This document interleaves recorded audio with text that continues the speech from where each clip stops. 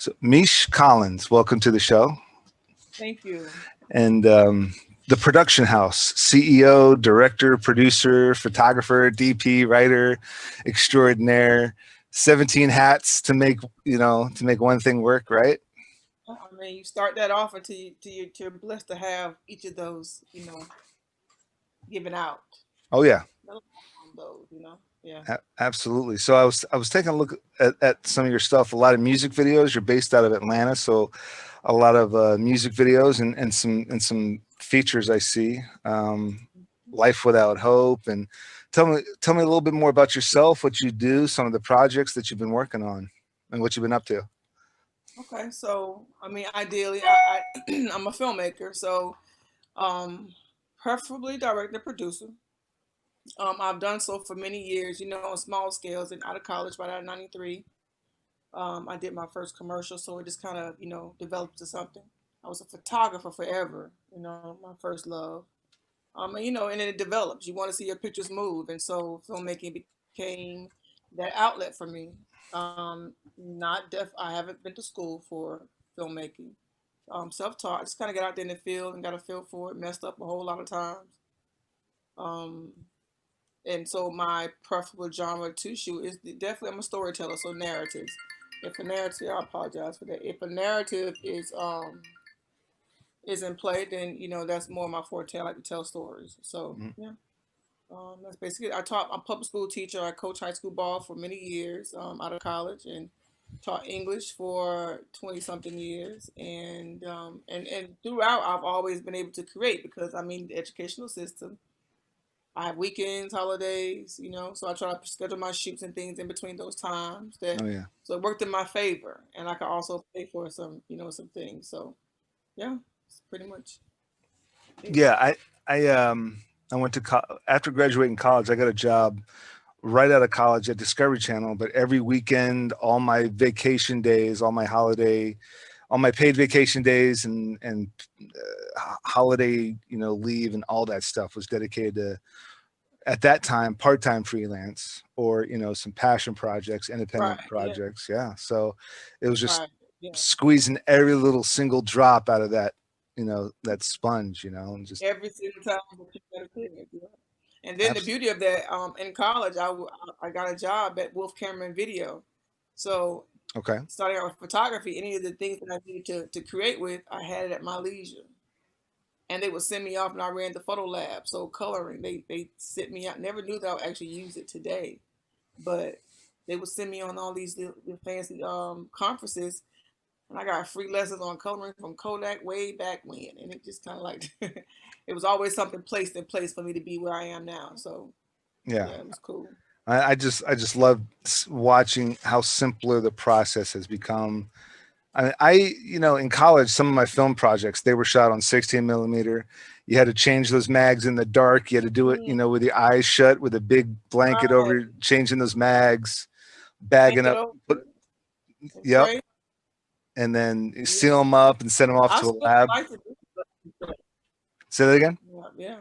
So a lot of people I work around don't know Right. that part of it, but Yeah, and yeah. then So you get, it's well, then cool. you get the footage back. Then you get the footage back, and you got to screen it, and and then you find out, nothing's exposed right, nothing's in focus right, and it's a challenge trying to Right. fix that. Somebody had Or to do something about yeah, somebody did. it. Yeah. And that's when budget was serious because you would lose a lot of money that way. Hmm. Nowadays, you don't lose that kind of money because it's right there for you to go ahead and, chop some things. Oh, Oh it's yeah, not like, right. Let's go back. that doesn't look Then, right. Just tap the screen. Oh, that's in focus. All right. Right, on the shooting on your iPhone or whatever. Just tap the right, screen. That'll yeah, it's focus it. So right.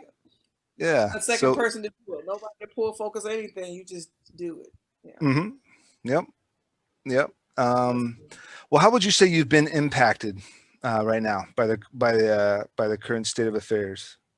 Well, ideally, you my crew was kind of split. Some say yay because they're that edgy and risky, and then you have those who like no. I have those who protect.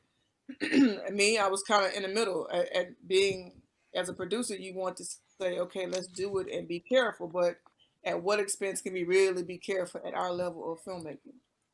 So it's impacted, so we couldn't do it. So, you know, we was kind of just forced to be pretty much in you know, limbo about what we're gonna do, and we just sat back and wrote Yeah. instead of trying to being out there trying to be, you know, out where it's dangerous. And you know, you got to respect those that. Am I dark? I think I feel like I am. A little I bit. have so much. A little bit. Oh, that's better. Oh, why is that? Is it I me? think it's. I think it's the drastic changes of light and dark that's going on the TV Okay, let me turn it behind off. you. Yeah, There you go. good. That'll do it. But you know, trying to keep it, you know, trying to keep it safe, but still do it. Well, trying to keep it safe but still do it. But then, how realistically is that? Because we did shoot something during the pandemic, and we followed those, and blessedly, no one came out, you know, with any issues. Right. We were really particular about. It was very early, so it was very particular about how we would do things. It was just for a trailer, for a book trailer for a novel adaptation, and everything was booked, and we had schedules and deadlines to meet, and we pushed forward. So it worked out. Blessedly, it did. Absolutely, blessedly, absolutely, yeah. Well, you know, there's two web series I shoot, and we started probably 2 years before the quarantine even happened. I think we started in 2018. Yeah, 2018, I think. And we Yep. were so low budget already. We were already ultra skeleton crew where there might have been at the most 3 people on set the whole time. Right. And a lot of it is, manipulating of stock footage and found footage and archive footage. And then there's me and two others that are on screen, and then maybe some other folks that are doing these, kind of dramatic reenactment sort of deals. And so now it's a matter of, okay, the wife wants it to be super safe, but we want to pick up, third and fourth seasons. And I said, well, it's just going to be two of us in the basement. She goes, no. So we got to figure out a way. All right, we'll do it on the deck. I'll get a portable waterproof green screen. I'll set that Right. up on the deck. I'll get space heaters. We're going to shoot in the winter on the deck outside. So it's portable space heaters, but that'll save electricity on the light because we just shoot from, sun up to sundown. And Now, right. Yeah.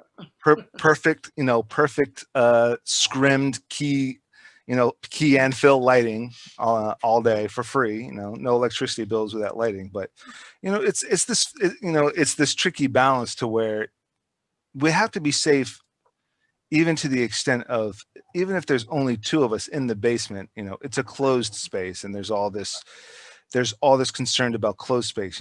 If you're going to do something social, and I guess a production is somewhat of a social. Yeah. It's a because it's hard not to interact.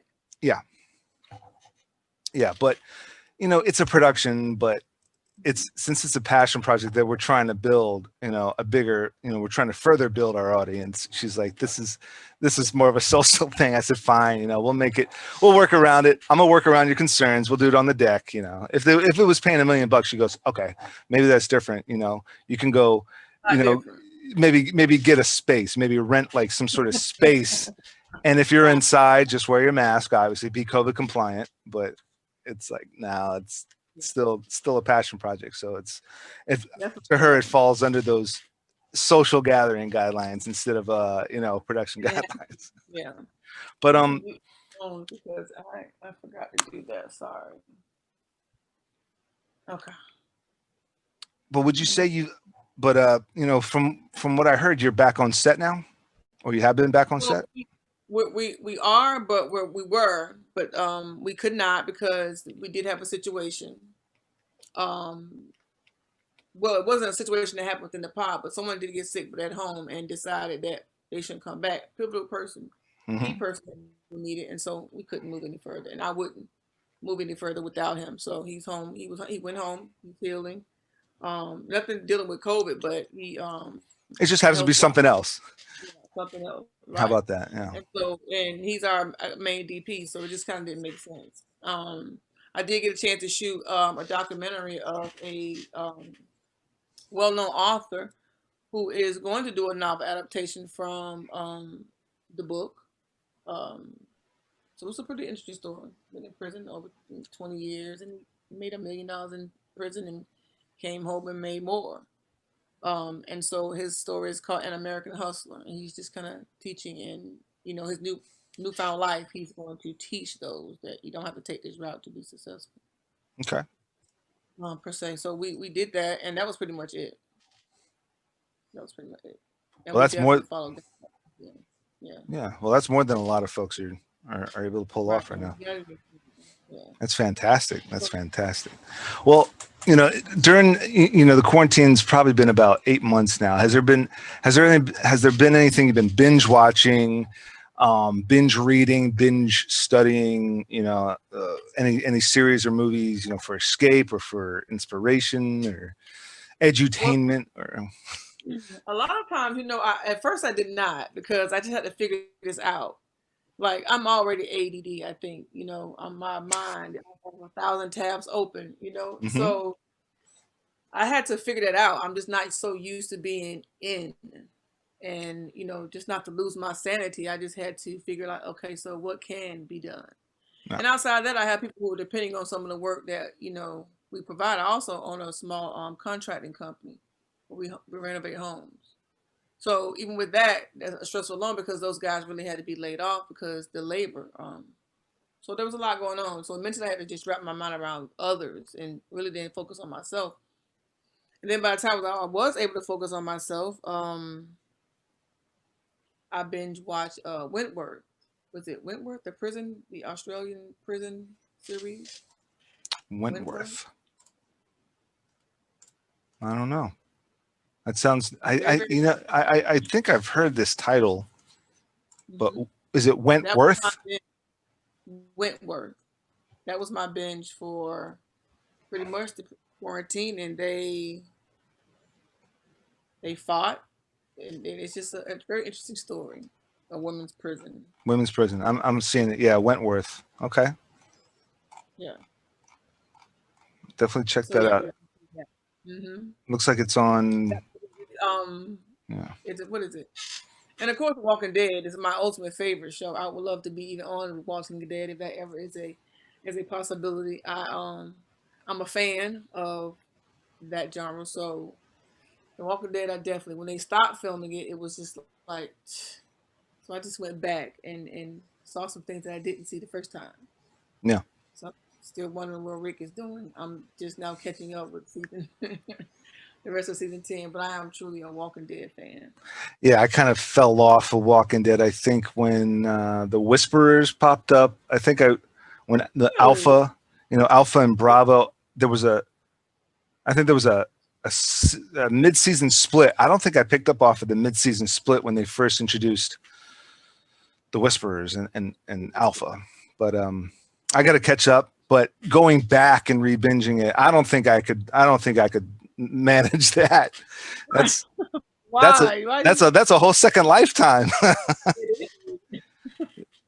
Maybe I still, my favorite scene of all scenes, in the very first season when Sophie came out of the barn, like her mom. Yeah.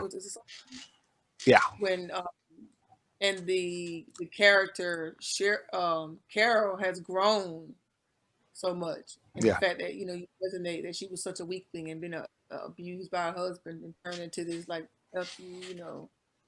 she's the real alpha now of that whole group.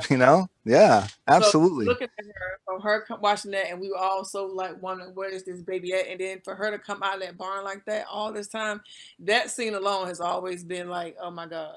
It was very powerful for me.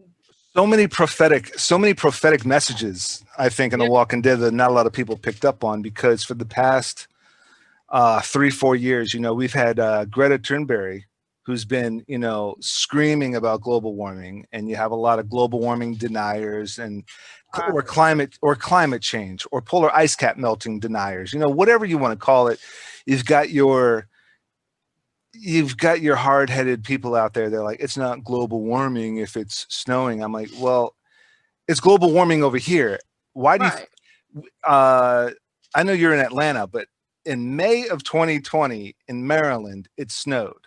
No, right. What, and when has it ever snowed in May in Maryland in the last 1,000 years that I know of? Can we pull up some records of that? So it's obviously there's obviously a serious issue. And what I really picked up on with The Walking Dead was, I think it was the start of the second season when they were still in that CDC building. And Okay, yeah. they were asking that doctor, what caused it? What caused it? And he goes, "What are you, stupid? We caused it." And he goes through all these reasons. I mean, STDs, uh, um, preservatives, Right. and hormones in our food. I mean, Yeah. he's going off on all these different things. And he goes, "We burn fossil fuels for Christ's sake. How stupid is that?" And it just dawned on, and it dawned on me, Right. like, that was the cause of the viral outbreak. And then next thing you know, here we are, COVID-19 And before I we say had, that all the time. People say, "Oh, yeah, you just," I'm like, no. And then and the fact that that was shot in the CDC, you know what I'm saying? Just kind of brought it all yeah.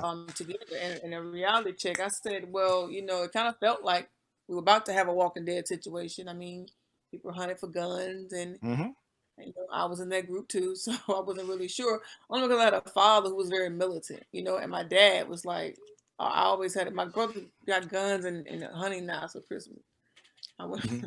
I wanted those gifts for Christmas, but my mom was on another path. But just me being around that, he made sure that I was well, equipped because he taught us how to shot from very young, and he was like, "Look, fallout shelters were a lot of our conversations. Like just need to go underground." And I would hear these stories from my dad. He was a lunatic in a nice way. So, and I appreciate those lessons. Like just things that happened during the pandemic. I just kind of sat back and just was being still for a moment. No writing, just kind of absorbing. And in fact, I just lost both of my parents in the past 3 years. So, um, my mom with a heart attack and my dad. So then when you're healing, those lessons and things that they've said come back, and you're like, oh wow. So I have a lot of material to get out now in Hmm. so many different ways. And then been able to take care of my father in his last days. He lasted a year. My parents were married 52 years. So he lasted a Wow. year. Same day. My mom was March 16th and he was June 16th. So, you know what I'm saying? So I collectively take those things and like there's a purpose. I had to learn a lot. I had to lose them to learn a lot. So I've gained a lot. And creatively, I'm just ready, just like, but COVID is mandating that I sit and I continue to absorb and learn and see what in the hell it is that I want to do. Well, this is the Um, time. This is the I'm time now to excited and start I want to, writing. Well, yeah, absolutely. This is the time to yeah, start writing, start note taking, start outlining, start prepping, right, and once it's yeah, clear, once it's 100%, green and clear, and then it's just start to like fire, start firing on all cylinders. But yeah. you raised a good point. I mean, your dad might have been a lunatic, but Stanley Kubrick said, "Just because I'm paranoid doesn't mean people aren't after me." And Oh my God. just because your dad might be a lunatic doesn't mean he's wrong. You No, know? right. And then they learned that because me taking care of his last days, I'm pretty much really came to me when they did the 21 gun salute because I knew how what do they call it, dressed he was when they have all these medals, how he had all these medals, and I had to Yeah. seek those in order to make sure that he was done properly during in his uniform. Hmm. And so I learned from each one. I was like, wow. And then the lessons start coming back. It Yeah. was him. And then um think about the things that he would say to me. And then when COVID happened, me and my brothers, like, if anything goes down, we just need each other because dad prepped us. And the Right. conversation just on and on and on. And so when you share those with people that you care about, they kind of like apprehensive, but you know, you go into that mode. And things that I forgot, I still carry a P38 on my keychain. So I need to open some things. Yeah. I'm able to get into some things. So, it's just kind of like I'm thankful. And everything that he said, from, like you said, being a lunatic, he was not wrong. From what I need to be careful of, things I need to keep to my side to make sure that I can eat, hunt, and be scarce. What I need to survive. So, those things come back. People put us in the woods and just say, let's just have fun. Like, Right. I'm like, I'm from Fort Lauderdale. We were born in the city, but when we come back to Georgia, these are the field trips we we would take. So Yeah. that was a savior for me because I knew my father was with me, along with my mom was with me, even though I had just lost them. And in the ending of my healing, I realized that I really had to let go to gain. Yeah. Yeah. So we Absolutely. enter, we exit, and you have got to hone in on what is being taught, whether you agree with it or not. You know, everybody's not perfect, but yeah. Yeah. I mean, my wife does. So I'm in the National Guard, Okay. part-time Army National Guard. Still, I'm enlisted, and my wife does not know a single bit about it. I just went to school not too long ago, month-long school, and I would tell her things, and she goes, "I don't know what the heck you're talking about." And it's kind of a good thing in a way. And I always joked to her about it. I was like, "It's kind of a good thing. You don't know anything about the military. You're not going to try to go chase after a colonel behind my back or a sergeant major. You have no interest in that whatsoever. You only want the actor filmmaker version of me. You don't want, Right. the E5 sergeant, Right. soon to be E6 staff sergeant. You have no interest in that version of me." Cool. Right. But she does respect that there is a skill set there that Mm-hmm. you never know when that's going to be needed, and she feels safe and content that there is that skill set implemented in the household, And implemented, they can do that. Yeah. and it's implemented to an extent right now. Yeah. Yeah. We've had some hardships. I had all the National Guards had to respond to quite a bit these past Wow. 6-7 months. And then going away for school, I was away from home for some time, and she got used to that because there's always that possibility of a deployment with National Guard. So she goes, okay, well, Right. It could be hard too. I was yeah. yeah, like that time spent apart, she got 1 month's worth of experience from that, and so she's kind of, okay, let me just do the math in my head. Oh, Right. 10 times a month, oh my gosh, a whole year. Okay, so we figure that out. But Yeah. yeah, I mean, to an extent, this household is kind of prepared to be prepared, I guess you want to say. But she does not like guns, she That's doesn't good. like That's good to violence, she see. doesn't like hunting, she's not into that. She likes sports, and she likes, um Yeah. how do I say this, she likes the more traditional princess kind of girl That's good. stuff. Hey, Princess. Disney Look, prince. She has more of a Disney princess mentality than she does, like the daughter of a gung ho soldier type. yeah, yeah, and you have to figure out where would she be most beneficial in, and you'll need that though. Yeah, Because while you're being that guy that you're trained to be, you do need that side to kind of ease it over some, keep you absolutely. balanced. Oh, Yeah. I love it. I love it when I finally get home. Things smell nice and things are soft and Right. cushy, Right. You and need that. and it's yeah, exactly. There's no concrete and dust bunnies and Right. everything. Absolutely. Yeah, you know what I mean. And those barracks, those nasty barracks. Well, Absolutely. what's next on the agenda for Miche? What's the next what are the next set of goals? What's next on the agenda for, say, 6 months to a year from now? Months to a year. Well, ideally, I would like to, challenge some projects on my slate. I've done a lot of work for others, and I'm at the point where I'm okay. I need to do my own projects.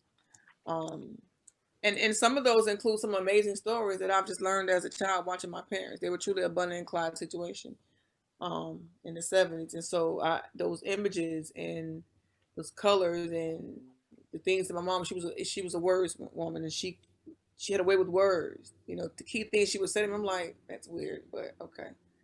Um, when I would be on punishment, sending me to my room was great because I would create things, and it was just time for me to create. And so in that, I just remember saying some things, writing some things that I just have a lot of information and a lot of things that I just want to project visually. And I think the time is now. And so I'll start with some shorts that I've come up with, even going through the of losing them both and having to take care of my dad with dementia for that year that I had with him. I understood him more within that year than I ever have in my days with him on this earth. So it was a powerful year, and implement some of that pain that came to some good things. I just want to share that. you know, and then me being an educator, you know, yeah, I've dealt with kids for a long time, and I'm an advocate, and public school is not what it should be, and our kids are suffering. I know in the low socioeconomic areas that I teach in, it's an issue. And so, and I know that a lot of stems from just not having the discipline and knowing why the discipline is necessary for success. So even in my nonprofit, I try to teach that along with some of the creative things that we offer. So, So you know, are you still a public school teacher? I teach currently virtually. Currently, Yes. okay, yeah, and you mentioned English.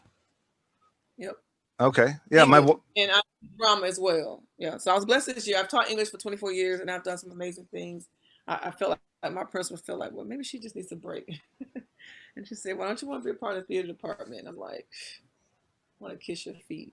Oh yeah, that's fantastic. Yeah, my And I made that transition, and I absolutely love it. So it's allowing me again. It's, you know, God places things in my way that keeps me on the path. It's almost like a curse. If I put it down, it's gonna haunt me. yeah, So here it is, drama theater in my lab, and I get a chance to implement some things that I think that are needed, and it's at my leisure, and I get to do it through some amazing talent that usually is not in the position to be able to share publicly. absolutely. And So which s- definitely aligns with my nonprofit. So yeah, are you Zoom teaching, or are you Zoom back teaching virtually. We doing team. I use Teams as a platform, or Teams? Yeah. and that's another challenge for me. I love a challenge, so we're going to put on a virtual play. I have it all down pat. Okay. Yeah. Yeah, yeah, yeah. So yeah, so we're they're excited. I have 33 on my troop. We call ourselves the LMS Bulldog Ensemble, Lithonia Middle School Bulldog Ensemble. And I think that, you know, considering that they have been stuck and bored, and you know, not every child is happy to be at home. They go on to some crazy situations, and so Yeah. I know that without us knowing, you want to make sure that they still feel safe. Coming to school was their safe haven, and I don't think people, you know, consider that. You know, even meals were plentiful at school. They had two at school and home. Parents were only prepared to do one, and maybe snacks. Yeah. An average household that, you know, type of child that I deal with in our county, we are what is it, a Title I school. So a lot of our funds are government funded to be able to implement some programs, and me being able to bring my outside life into the building and offer and bless these. Hey, I'm with it. It's cool. Yeah. The wife. So the wife's a third grade teacher. Um, Ah, and she's doing the Zoom teaching too. And I hear her upstairs all the time. It's not your turn to talk yet. Stay on mute. I will unmute you when it should. Why are you sending me those links? Stop the screen sharing. Turn that off. stop chatting. Stop chatting. Turn it off. Yeah, it's But you have middle schoolers. Are they just as bad or worse?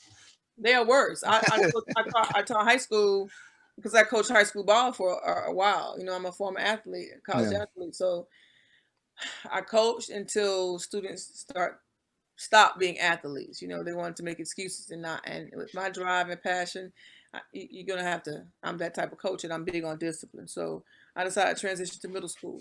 I don't know if that was a good thing because middle schools are much tougher. And I have an unorthodox way of my Yeah. delivery. I'm very straightforward, and I Yeah. believe in unveiling the truth. I believe in teaching the truth. You know, so in my discipline, I have to let kids know that this is why I'm doing it. It's same, and try to offer parents that same advice. Like, you know, when you yell, it's not effective. But if you yell and explain why you're yelling, it sticks. Yeah. So Uh, but I think middle school. I think that's an amazing, you know, prebu, pre, prebu, prepubescent, pu, you know, like pre-puberty to like into puberty. Like that's right, such a profound transition in a child's life, and a young adult turning into a young adult, turning into one, and then so with drama and and being told the truth, being and just having someone be straight up honest with them. I remember I had a lot of in middle school. I had a lot of teachers that were just kind of like honest and blunt with me, right, and yeah, it wasn't any coddling. I went to a public middle school, and it was different. I went to I went to a private elementary school, but I went to a public middle school, and it was a bit of a change.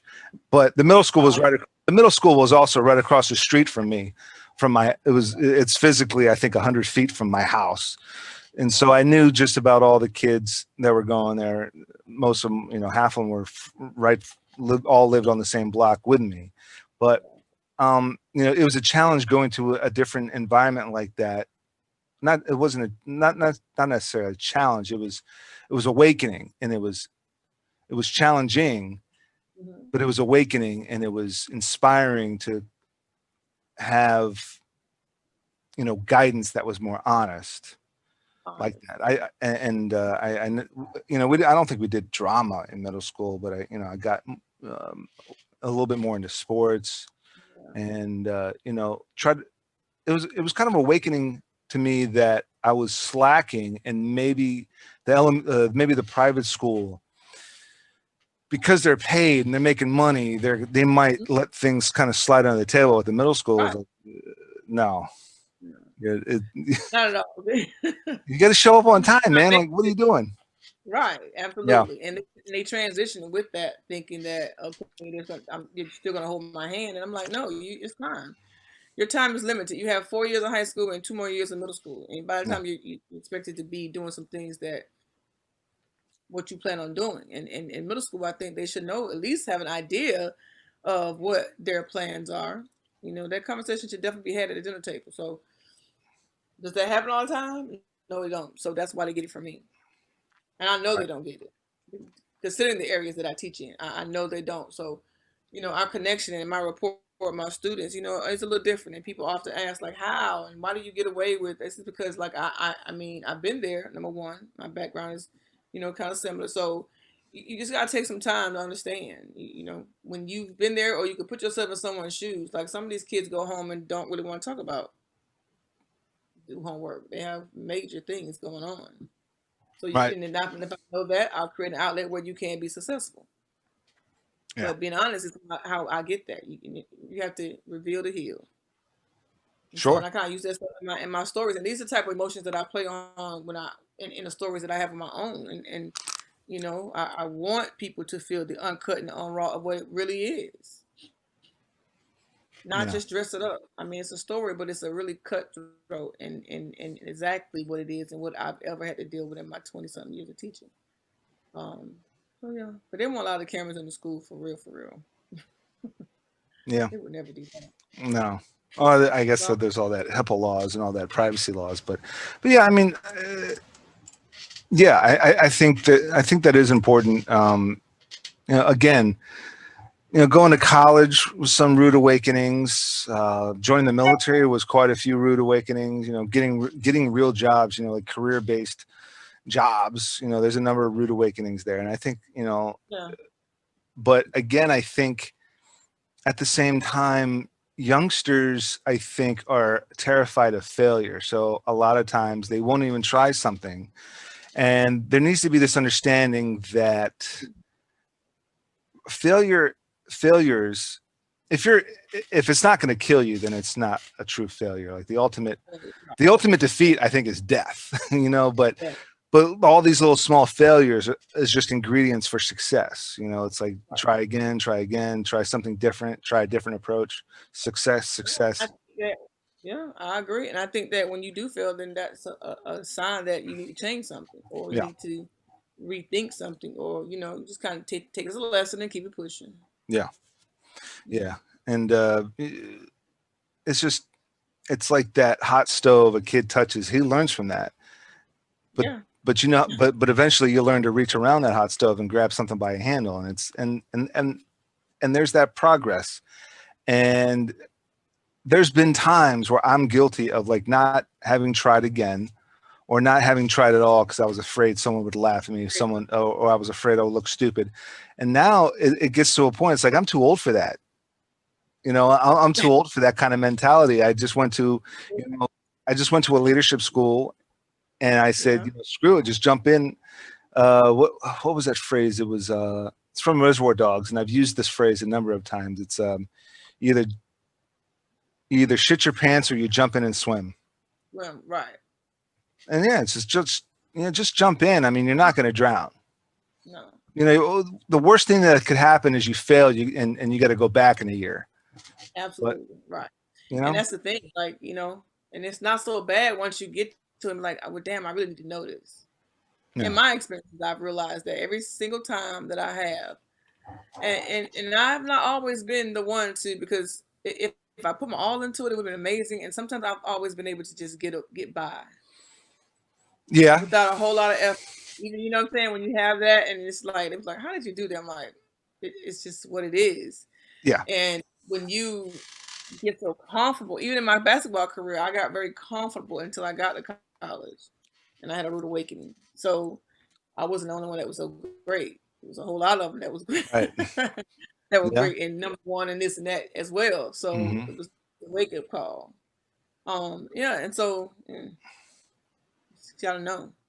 yeah. And it's funny you mentioned that. Like looking back, I'll just look at things that I've done, and it's like, how did I pull that off? That was kind of easy, or you look back and it's like, I was terrified in that moment, and then the next thing I know, I graduated, top of my class maybe, or Right. top 40% somehow. And I don't re- Somehow, right. and I don't remember this shit being hard at all. But I remember At day all. one, I was like, how am I going to pull this shit off? And I don't know. Yep. I can't agree I, with you more on just sometimes it's just, well, and you mentioned it, blessed. I think when you first jumped on, you mentioned blessed. Now I brought that up on the show a number of times. yeah. Blessed, and I'm still trying to look back and figure out, like, when the hell was I blessed? Was I blessed? Was I blessed with foresight, or was I somehow just blessed to be in lucky, or what is lucky? Luck It, is right. Yeah. luck is just preparation meets opportunity, or what Mhm. the hell, but I don't know. Yeah. It's tricky to try to figure that out. It is. So you Yeah. don't know if it's passed down from generations. You don't know where it comes from. I just think, I'm glad that I have it. I'll say that. All right. Saves a lot of time. Yeah. So I guess this whole pandemic's been about 8 months now, Hey, or maybe 9, maybe just about 9 months now. But what's your view of the new normal, or what do you think of when someone mentions the new normal? the new normal. I think that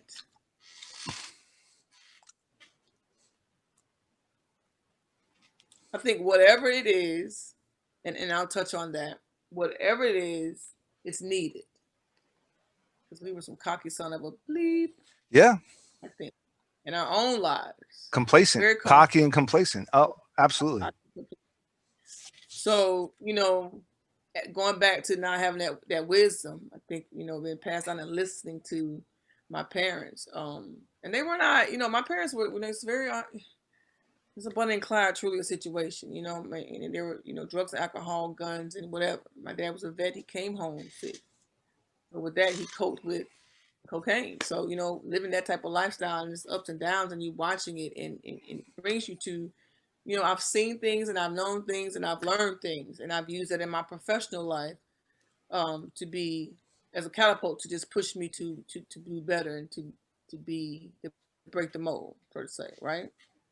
So when things like this happen, I've always said to people, like, you need to prepare yourselves for what's to come, not biblically, because I'm not really I'm more spiritual than anything. You know what I'm saying? So in my spiritual self, I know that there is an end at some point, and if it's close to an end, I should be prepared to fight not to be the end, if that makes sense. Hmm. So the new normal, it just kind of goes back to what we already need to be doing: growing our own food. I would think that people are more cautious about what they're putting in their body. Um, you've been a little bug for no goddamn reason. Hmm. Picking up after yourselves, because for a moment there, you step outside, I felt like the air was much cleaner. People were at home. So if you have not been able to recognize what, God has put into place for us, and that was just for everybody to be still and recognize that what you thought you need, these nights out of these restaurants, so much you don't. What you need to be is with your family, so you can learn who they are. Mhm. Because you're there and you don't even know who you're married to because you don't talk to each other. Yeah, You're there and you have kids that go directly to their room and close their doors because you don't know how to have a conversation with them. So maybe at absolutely. this point, since you think money is everything, you've been forced to sit back and realize that the things you should have been spending your money on is what's going to help your family in the end. Yeah, So, and with that being said, and if people haven't caught on to that, then the new normal for them will probably be a demise situation, I think, in whether it's health or mental health, because you refuse to understand or understand why things happen for a reason. Like it ain't just happening. Whether it's media induced, whether it's fake, whatever it is, the fact that is able to be said, and because it's able to be said, then I have to react to it. And so, absolutely. and new normal for me is just kind of like hopefully they can continue teaching that through my art and the new normal of people accepting that that's just the way it is, and those that don't accept will continue to be who we have to protect ourselves from. And you brought up, And it's not, but yeah, that's just but how I feel. If they don't get it, they're going to come. You don't want to say enemies, but if if you don't if you're not asking me for my food, you're going to potentially try to take it, hmm and that is my scare. yeah, yeah, and and you said, starting off, you said cocky and complacent.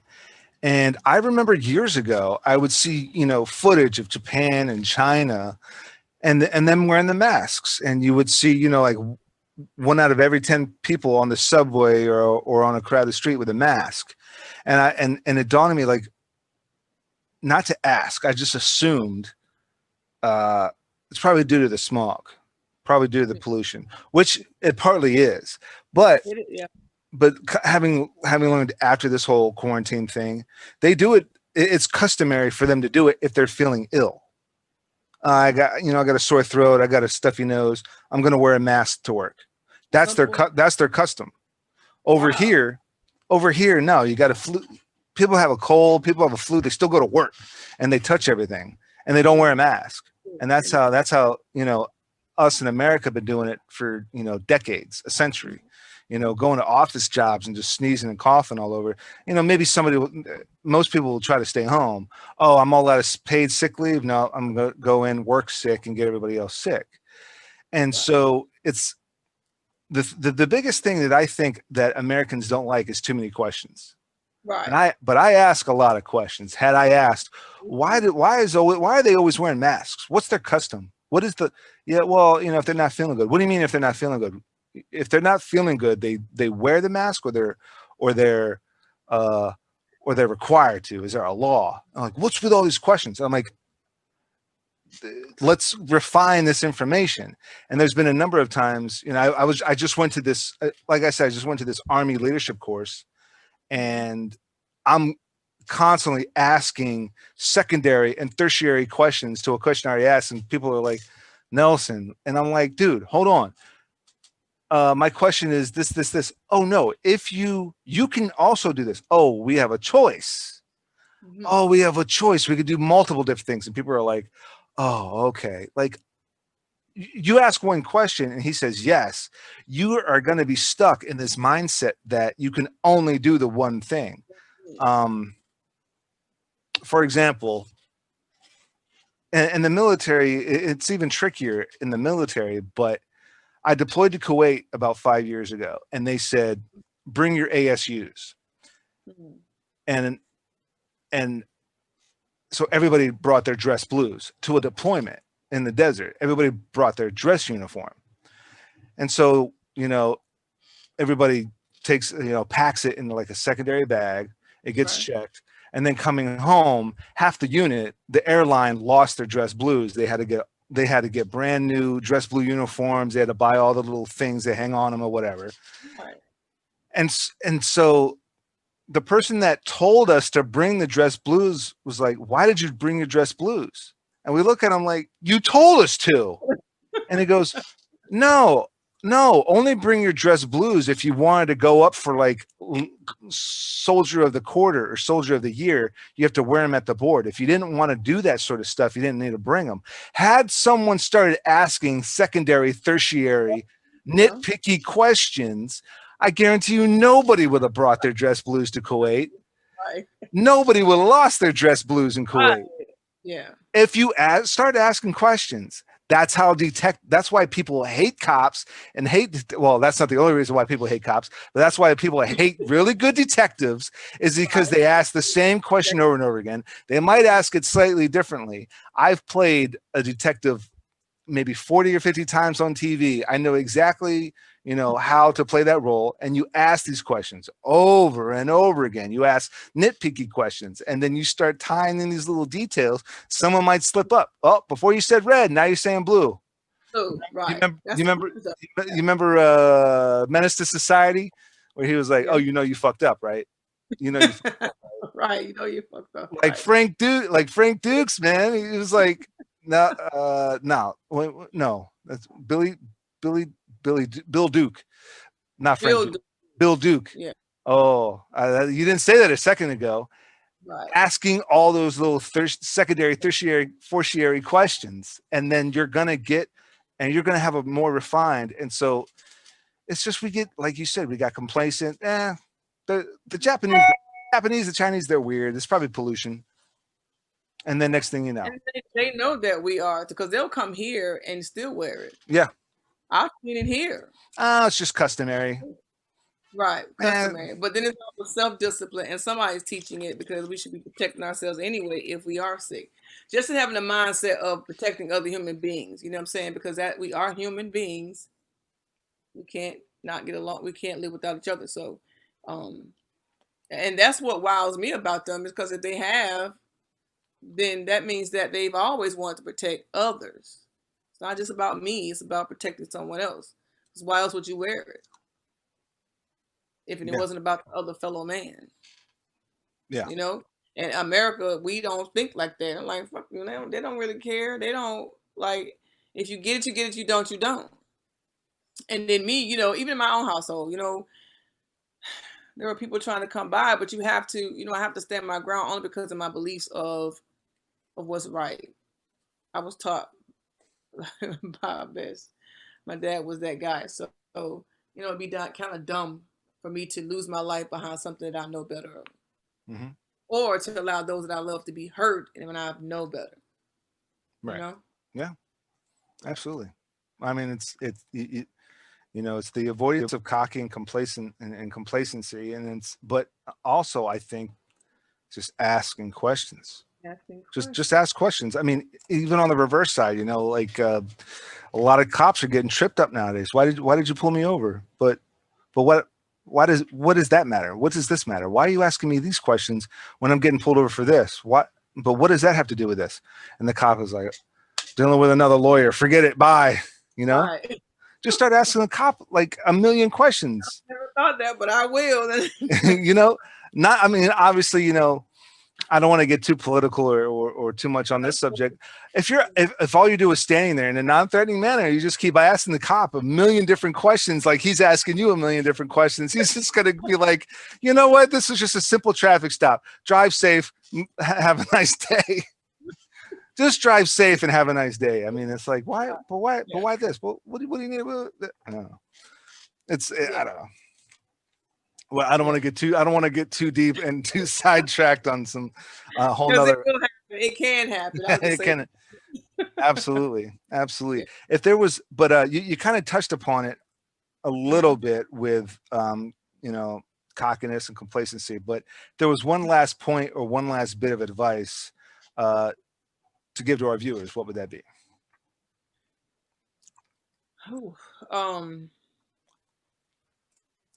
To work on self first. I think that a lot of times that there's so much that we want to do, and we're just not in the best mental or physical or emotional state to be able to do so. I think it takes a lot to be there. A lot of us, have done it. I've done it.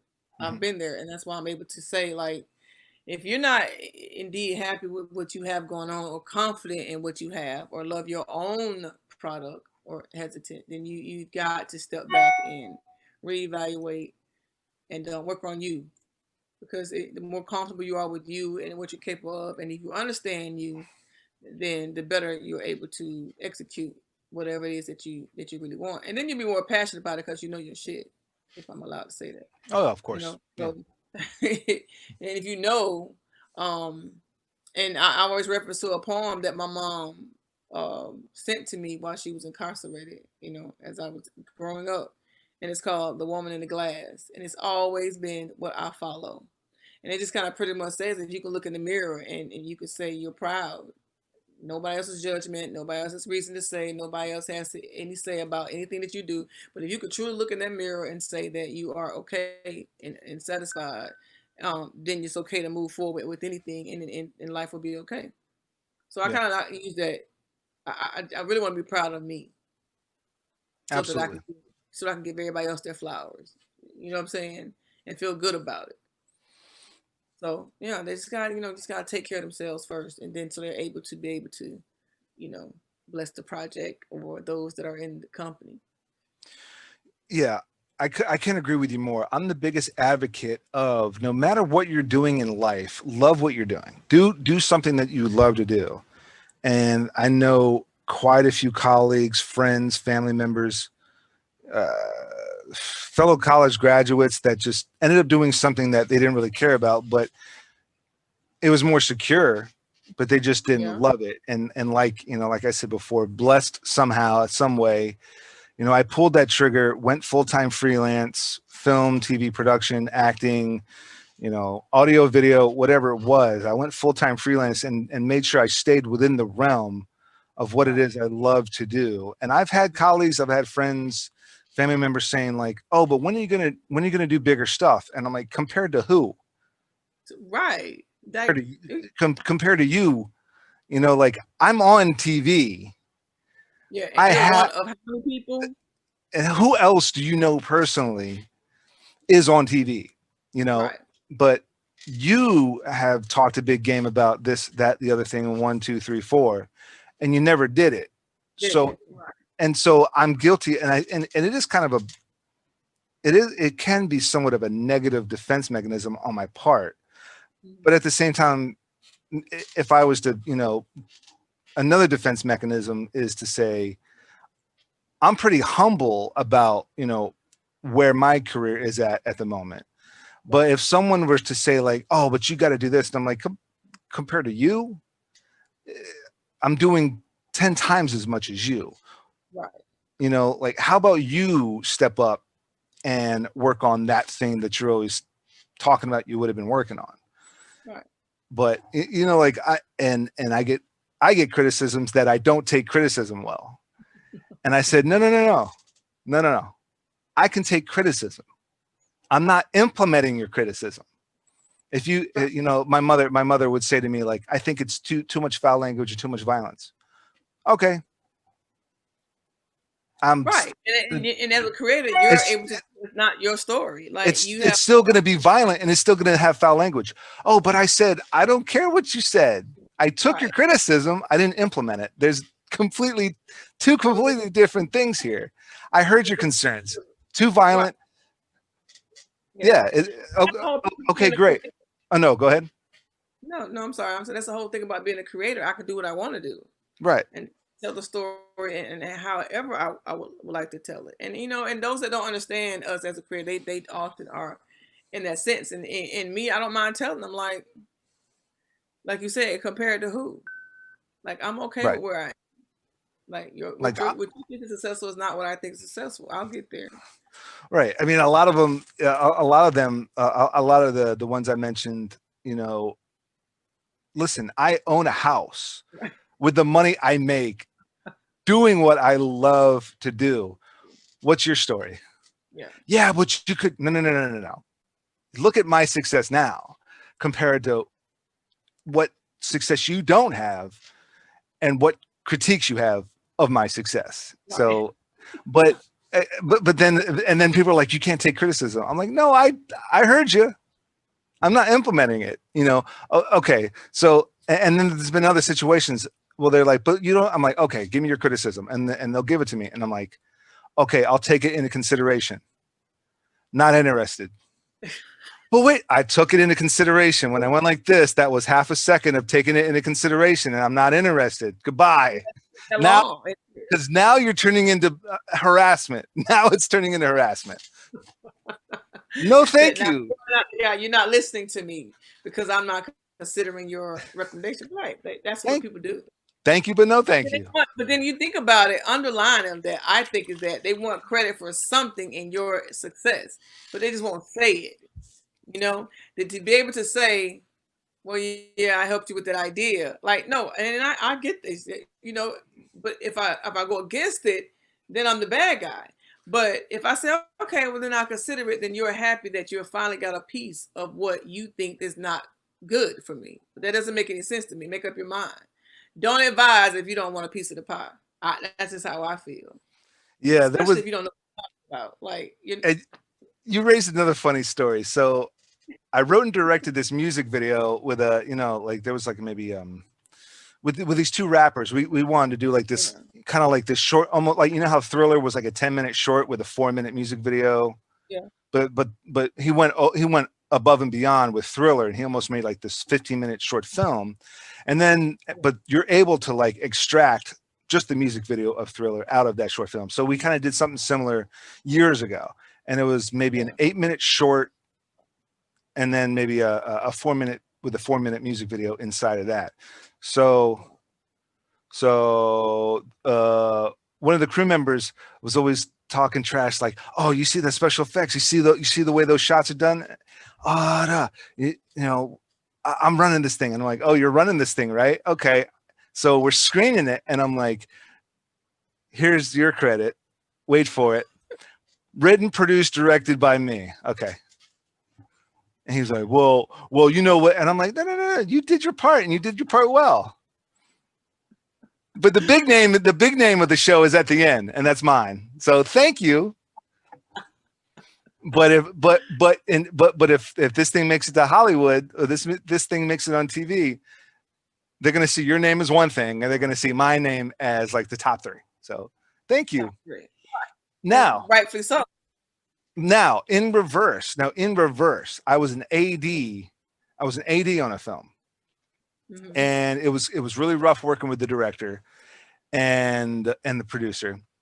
And so one of them, and I won't say who, I'm not going to give any names. One of them wrote this ridiculous email to the whole cast and crew, just bashing everybody out. This thing is coming together terribly. And Glenn, you pretty much directed my movie. And I'm like, and I write back, I'm like, bro, the final cut, the movie's not going to say directed by Glenn. The final cut of the movie is going to say directed by you. It's going to say first assistant director me. Let me do my job on set. Let me do my job. And if I see that, you know, things are moving slow because you're overcomplicating things, I'm going to step in. I'm going to try to help out.